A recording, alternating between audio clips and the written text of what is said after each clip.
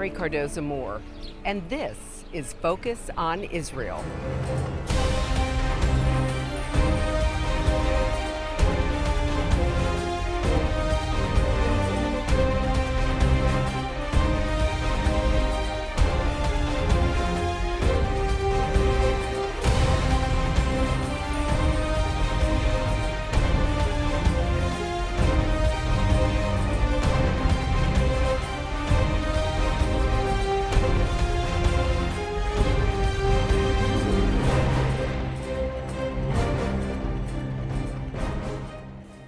Hello, and thank you for joining me today on Focus on Israel.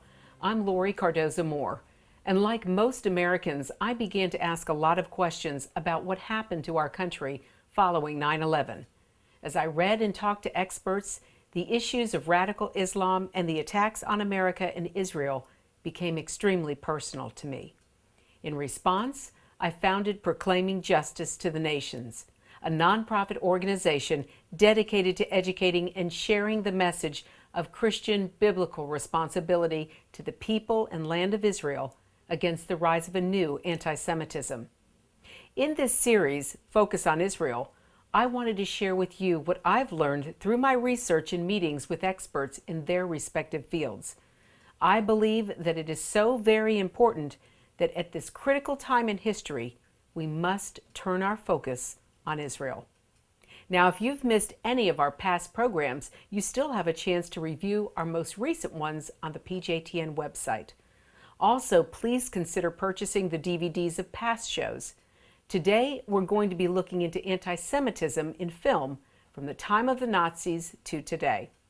As a producer, I have made it my biblical responsibility to further the truth through the use of film and media. The most powerful media today is film, as demonstrated by the propaganda films of the Nazi regime. But even today, unfortunately, we can see anti-Semitism on the big screen. Right now, I'm turning this show over to two experts of the film world. Michael Medved, renowned film critic and radio show host, will give you a look at the film Munich, a major Hollywood film that essentially smeared the state of Israel with a multitude of distortions and lies. But first, two-time Emmy Award-winning director Stan Moore will take a look at the most notorious anti-Semitic films of the 40s, as well as a recent film that utilized anti-Semitic stereotypes in a very similar and unnerving manner.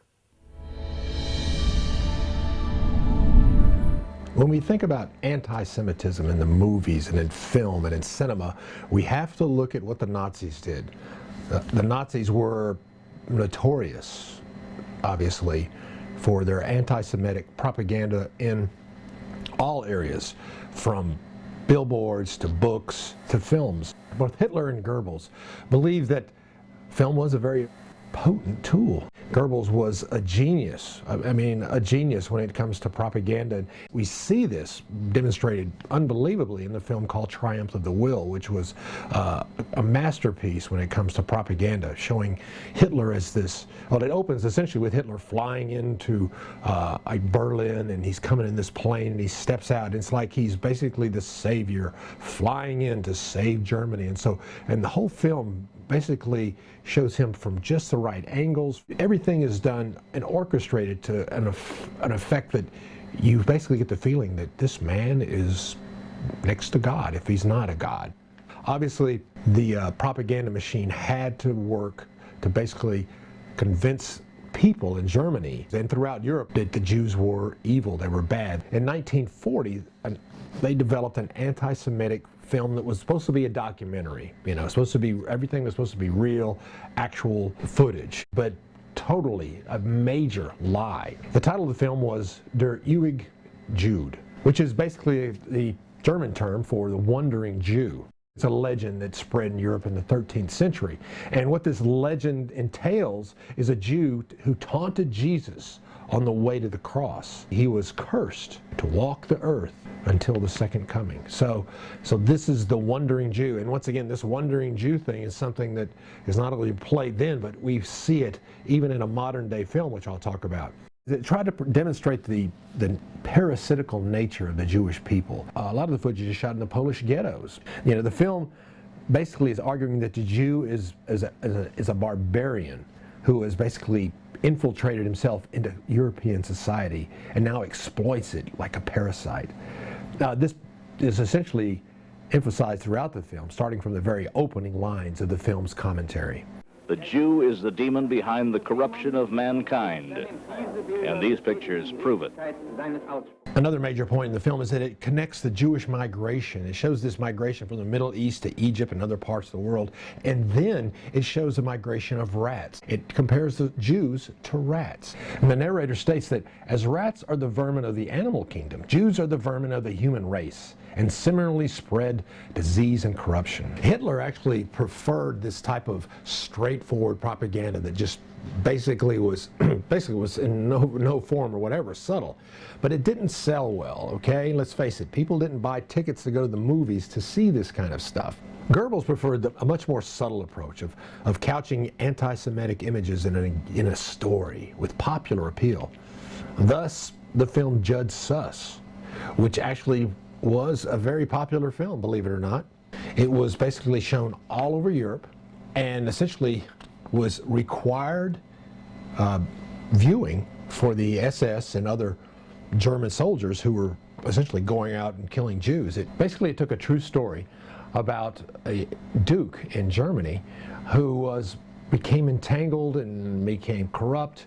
And basically what the film did, it took his corruptness and basically turned that into being, he was influenced by this Jew, basically the Judge Sus, the lead character of the film, who is essentially, once again, a parasitic Jew type of character that you grow to just totally hate. The character, Judge Sus, is essentially a Jewish merchant who sells jewelry, and the Jewish person makes a deal. He basically gets himself into the court of the Duke, and we can see in the shots how the angles, and every time we see him, almost Judge Sus, he has this evil, this thing that's going on inside of his mind. It's almost like he's a spider who is putting the Duke inside of his web. The Judge Sus goes from his locks and his hair and his beard and cutting all of this off, and it becomes part of the European look. As you can see here, he has changed his look and he's ready to go into society to basically infiltrate it. As things progress, the council, who is the Duke's kind of his Congress, whatever, come to him and say, you stop letting the Jews, get rid of the Jews, get them out. And then they even quote Luther. They bring Luther up. Der sagt, darum wisse, du lieber Christ, dass du nächst dem Teufel keinen giftigeren Feind hast, denn einen rechten Juden. Ich will dir meinen treuen Rat geben. In the end, what happens is finally the Duke actually dies of a heart attack, and the Jew is basically grabbed and he's hung. And we hear unbelievable how they talk about, the Jew is basically, the Jew should not touch the women, being the filth of the Jew. And when you watch this and you come away from it, if you have any inclination to hate or dislike Jewish people, this thing reinforces it to the max. You would think that today that films would not, utilize anti-Semitic stereotypes and of this nature, but believe it or not, a recent film called An Education is a recent British film that essentially wraps anti-Semitic messages in a new package. In fact, in the first 15 minutes of the film, there are 2 references to the wandering Jew. Oh, by the way, David's a Jew, a wandering Jew, so watch yourself. We see a character that is named David Goldman. He is essentially the only character in the film that is a Jew, and kind of like the predatory person, the man characterized in Judge Sus, he basically adopts the values of this culture, in order basically to profit. So he proceeds to corrupt an innocent 16-year-old Gentile girl. David makes his money in a couple of ways, which is not reputable, of course. And as the only identifiable Jew in the film, he constantly uses the collective we to justify what he does. In a scene after David proposes, Jenny goes to school and basically informs her headmistress that she plans to marry a Jew. Her headmistress' response is blatantly anti-Semitic. You are aware, I take it, that the Jews killed our Lord? And you're aware, I suppose, that our Lord was Jewish? We're all very sorry about what happened during the war, but that's absolutely no excuse for that sort of malicious and untruthful propaganda. Toward the end of the film, Jenny discovers that David is actually married. And essentially, this destroys her, and we see from this fresh-faced, innocent girl, we see that her makeup and the way she dresses she looks like a woman of twice her age. So the wandering Jew has essentially corrupted her in many ways. One daughter of a Holocaust survivor made comments about the film. She essentially said the movie was a nasty and magnificent creation of propaganda. She said it included everything that would make the viewer walk away from the film hating Jews. And this was the mission of Goebbels and the Nazis in their films. It's sad that we would have a film out there today that does the same thing. This month marks the 70th anniversary of the historic Declaration of the State of Israel. God's sovereign hand can be seen all over this land. Included in the celebrations is the opening of the American Embassy right here in Jerusalem. In honor of this celebration, PJTN is offering a special 70th anniversary package, which includes a captivating new book and an award-winning DVD. Israel Rising is a unique visual story of Israel's miraculous journey from unforgiving desert to thriving nation. Thousands of years ago, the prophet Ezekiel foretold a future time in which the arid land of Israel would come alive for its people.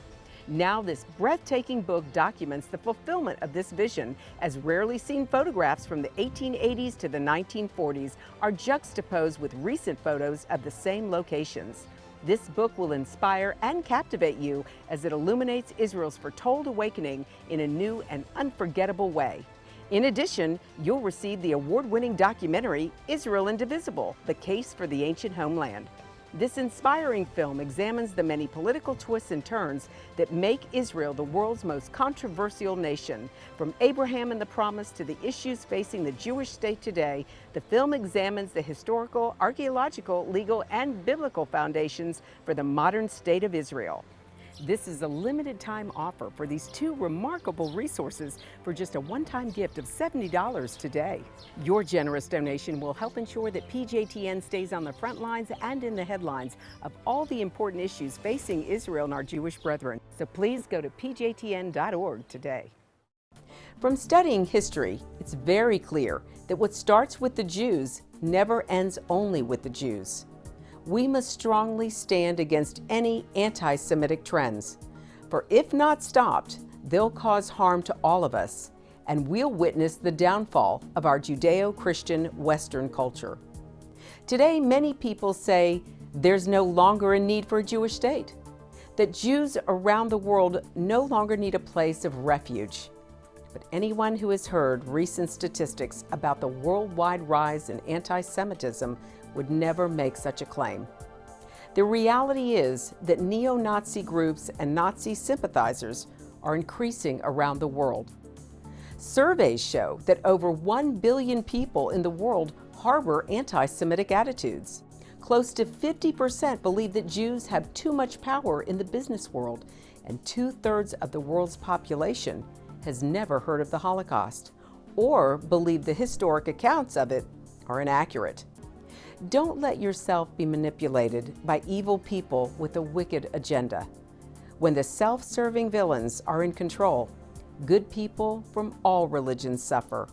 Muslims, Christians, and all people of conscience should stand proudly and show respect for a country that gives so much to the world in so many ways. Do your part, do your research, and do what you can to make a difference. Because what happens in Israel does affect us all. This is not just a Jewish or just an Israeli problem. This is a problem for all humanity, for each and every one of us who believe in freedom and human rights. Learn more about what you can do at pjtn.org.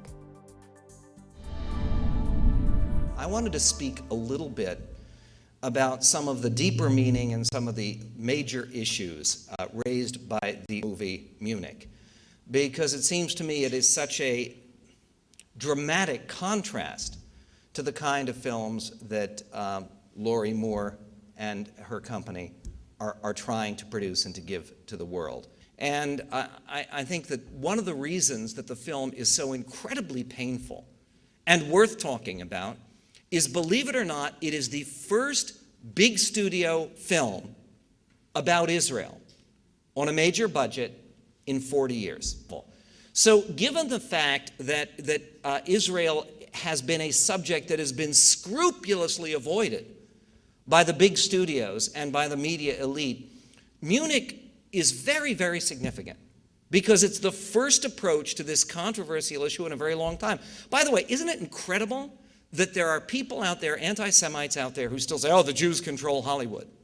This, by the way, is a major focus of Arab propaganda all around the world, is that Jews control Hollywood. Now, if Jews controlled Hollywood and they were following some kind of Jewish agenda, wouldn't you think there would have been some movie since Cast a Giant Shadow with Kirk Douglas in the last 40 years? My favorite part is where John Wayne, who's in the film, who plays Mickey Marcus's commander in the U.S. Army, and says, "So, Colonel Marcus, I say to you in the tradition of your people, l'chaim," and which is a great moment. John Wayne, by the way, his memory should be a blessing, was a great, great supporter, not only of the United States, but of Israel. In any event, given the fact that movies have scrupulously avoided any film that deals honestly with the threat of Islamo-fascist terror, and given the fact that movies have scrupulously avoided Israel altogether, this is an epic event by the most successful director in history, and a director who is known to be unusually comfortable with his own Jewish identity. Many people in Hollywood do nothing at all about expressing their own Jewish identity or background. Spielberg has had bar mitzvahs and bat mitzvahs for all of his 7 children. He has given generously to Jewish charities. He has, which is unusual for Hollywood stars. His wife went through an Orthodox conversion. I know the rabbi who was the Ava Beis Din, who was the presiding rabbi at Kate Capshaw's conversion. He is someone who appeared to be sincerely committed to the Jewish people, and his Shoah Foundation has done wonderful work. Much of the proceeds from Schindler's List has gone to the Shoah Foundation, which actually documents the visual, on video, the recollections of survivors like the survivors that we're privileged to have with us tonight. And this is a wonderful cause, and it is a cause entirely funded and set up by Steven Spielberg.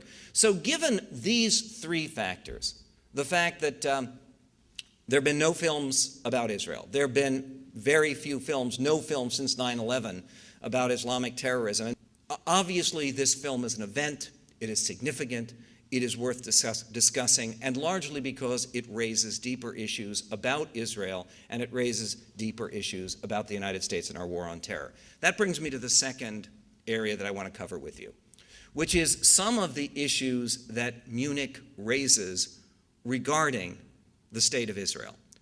Munich is, from beginning to end, a slander. It is a trivialization of the memory of the 11 athletes who were killed in September of 1972, and it is a general slander against the very existence of the state of Israel. There are 3 things that Munich does very specifically to slander the state of Israel. Number 1, it's moral equivalency between murderers and their victims. Number 2 is the idea of blood guilt being ascribed to Jews, the original sin, in this case, the creation of the state of Israel. And number 3, Munich basically questions the morality of violence in self-defense. And these 3 things have to be considered one by one. First of all, the idea of moral equivalency. One of the ways that you see the hand tipped at the very beginning is the very beginning of the film. It does not portray up close the killing of the Israeli athletes until the very end of the film, when it's a flashback in the midst of a grotesque sex scene between the main character and his lovely wife. And the opening of the film, they use actual footage from TV coverage to sort of talk about how the world was watching the kidnapping of the Israeli athletes. And what they do to make it clear that there's moral equivalence, they actually go through showing people watching in Israel and then people watching in Palestinian areas. And it shows people crying when they announce that the Israeli athletes are killed, and then they announce on TV, and 7 of the 10 Palestinians who were engaged in the attack, 7 of the 10 Palestinians have been killed, and then it shows Palestinians weeping.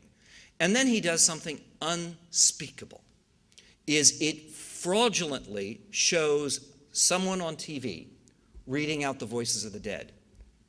And you have to listen very carefully. When they give the names of the dead victims, they not only give the Israeli victims, they give the names of the terrorists who died. They give the names of the terrorists. Now, this is the ultimate obscenity. It is the ultimate obscenity. It is the moral equivalent of somehow memorializing people at Auschwitz together with their killers, with their SS killers. It is an obscene way of equating murderer and victim. Beyond the moral equivalence of the victims of murder with the murderers, there is another form of moral equivalence that the film puts forward, which is the moral equivalence of those who combat terrorism with those who commit terrorism. And the film does so, and again, Gabriel Schoenfeld makes the point that it actually is more sympathetic to the terrorists than it is to the Israeli counter-terrorists who are assigned by Golda Meir to protect Israel, not to get revenge, because that was not the point. The point was the Munich massacre occurred in the midst of a huge upsurge of horrific Palestinian violence. There was a Swiss air flight, 47 people, it was blown out of the sky. There was a Belgian flight, a Sabena flight, that the Palestinians hijacked, and the future Prime Minister Ehud Barak led a daring raid to get those people out safely. This is before Entebbe. There was an Athens airport massacre shortly after Munich where over 100 people were killed. There was the Lod airport massacre where 26 people were killed. This was the first wave of very serious worldwide, particularly European Palestinian violence. And the entire purpose of Golda Meir ordering what was known as Operation Caesarea was not vengeance. It was not an eye for an eye, a tooth for a tooth. It was protection. Not punishment, protection. Because the idea is that if all of a sudden the terror masters are so busy trying to keep themselves alive, trying to protect their own lives, they will have less time available to plot evil deeds against innocents. And that, of course, is never acknowledged in the film at all. What the film shows is it concentrates 90% of its running time on Israelis killing Palestinians and killing terrorists. It's more than 90% of the running time, because there are only the briefest flashes of the killing of the Israeli athletes, a little bit about the Munich raid at the beginning, and then at the end, this strange flashback while the main character is making love to his wife. Now, the film goes to great lengths to show its Israeli characters as ruthless and shallow. There's a character played by Daniel Craig, the future James Bond, who's supposed to be a South African Israeli, who says, we have to teach them a lesson, don't F with the Jews. But he doesn't say F with the Jews. And then later he says, the only blood I care about is Jewish blood. Throughout the film, sprinkled in the film, are these references to the unjustified nature of Israel's very existence. This is a reflection of the fact that Tony Kushner, the screenwriter for the film, he is an unapologetic Marxist, and he has appeared on campuses calling for disinvestment in Israel, which is a very serious matter. In any event, there's another scene in the film where Spielberg has two of the main characters, Avner and another character who's played by Hans Zischler, who's German, who's supposed to be one of the members of his team, and they're arguing about the morality of what they're doing. There's a great deal of this going on in the film. And during this argument, Hans Zischler says, do you think the Palestinians invented bloodshed? How do you think we took the land? By being nice? How do you think we took the land? And then, of course, there's a totally invented scene, which Spielberg told Time magazine is the core scene of the movie, the most important scene of the movie, where it's a scene totally invented out of whole cloth, where they go to Cyprus, and they go to a safe house. And the safe house also is broken into by a group of Palestinian terrorists. And they all draw guns on one another, and they're about to shoot one another. Then they realize if someone fires, they'll all die, so they put down their guns, and they have a nice evening together, the Israelis and the Palestinians. And he has his main character, Avner, speaking to a very handsome Palestinian young man named Ali. And Ali talks all about, I want someday to be able to see my father's olive groves that we were driven out of, and gives the kind of lengthy explanation of the basis for the Palestinian cause that is never given to any Israeli in the film.